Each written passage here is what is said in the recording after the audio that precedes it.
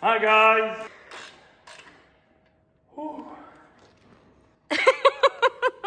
It makes a perfect advert for Diet Coke, doesn't it?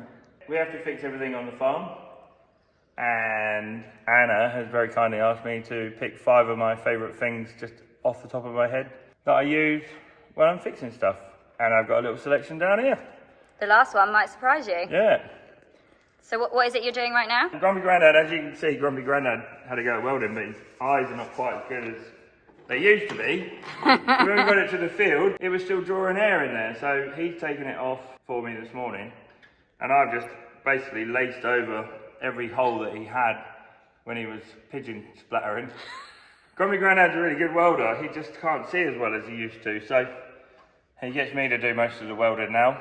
You've literally been fixing things since you were like 3 years old? Yeah, pretty much, yeah. Well, see, when it was all one big farm, Dad was always the fitter for the whole, I don't know, what, 1,500 acres or 1,200 acres or whatever it was. What do you mean by fitter?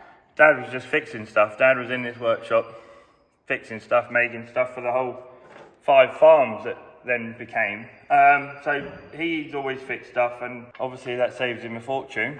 And having people come out, it saves on downtime and everything. If you can just fix stuff yourself, then it's so much easier. So yeah, he's kind of taught me that you don't spend money unless you actually need to. So was Dad actually just predominantly just kind of almost a mechanic for the farm as such? He didn't actually used to farm? No, not really. No, Dad never really got out and farm unless they had a breakdown. He never left the farm. Dad was always in here fixing stuff. So yeah, he left everyone else to do the farming, and he's kind of had to learn how to do the farming, and I've learned from him how to do both. So, and then I've obviously made it better. Yeah. Yeah. And what else? Because you actually haven't just been a farmer though, have you? You used to be a mechanic as well, didn't you? Yeah, no, I've done car mechanics, lorry mechanics, racing car mechanics. Welding. Yeah, like everything from trucks right through to 250 mile an hour race cars. So I don't get in the workshop as much as I used to and fix stuff. I normally farm in and Dad does the fixing, which is what he's good at and what I'm good at. So I'm trying to push the farming in a little bit of a different direction when it comes to tillage and stuff like that, and it seems to be working. Everything I break, I put on Grumpy Grandad. Obviously, when I was working for the race team, I had to have snap-on tools and stuff like that. Cheap tools just weren't acceptable. I had to buy a lot of expensive tools and stuff, and when you come back to the farm, I did catch Grumpy Grandad using one of my 20-pound snap-on spanners as a hammer one day. So it does happen. These are snap-on. They're like adjustable pliers. Okay. These are so good at pulling pipes off. If you've got a little pipe that joins on there, they're so good at pulling pipes off and stuff like that, and you can make them wider. And they're also perfect for changing the PTO shafts on the back of the tractor. Okay. So this is my #1 tool. So you have one of them literally with you everywhere? Pretty much, yeah. And how much, can I just ask, how much would one of them kind not of a lot. cost? They're about 7 or 8 quid off a snap-on van. So it's better to go expensive with something like that because it will last you. Yeah. You can use cheap versions of these. And every time you try and pull the PTO shaft off, they slip off. Right. These don't. They grip hold of the little circlip that latches in. Yeah. So these are my favourite pliers on the whole farm. Second one, I keep with me most of the time, is this. It's a metric adjustable. And it goes really wide. So if you're trying to undo a 32mm socket, you can have a tiny little spanner to do it. Yeah. It's not about the size of your spanner. It's about how wide it goes. So, and again. So simple. So simple, isn't it? That I've always got I've got a size spanner all the way up to 32mm. What would one of them set you back? Not a lot. I think this was about 7 quid again. Yeah. So they're not a lot of money, and they're just so handy. You can see how wide it goes. So I keep that with me. I normally keep a flathead screwdriver in my pocket all day. That's a snap-on one that's been snapped off a few times as well. Number 3. Number 3, the thing I can't live without is my Milwaukee nut gun. Can't live without that. We've seen that quite a lot on film. So just literally talk me through it. Yeah. Just, what does it do? Anytime you're undoing, I mean, this is so powerful, it'll undo most of the wheel nuts on the farm apart from the back wheels on the tractor. Where I've got a real big lorry style nut gun, compressor nut gun, this thing is just taken over from that, and it's nearly as juicy as that is. So. And how much would one of them set you back? I think they're about 300 quid. Okay. Yeah, plus you only got batteries and stuff to buy for it. Yep.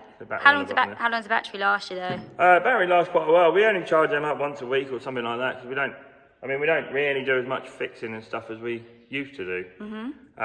We break it, we've got to fix it. So we're only just really doing maintenance style work at the minute. There's not really fixing stuff. It's just a bit of tube on there needed changing, so we got on with it.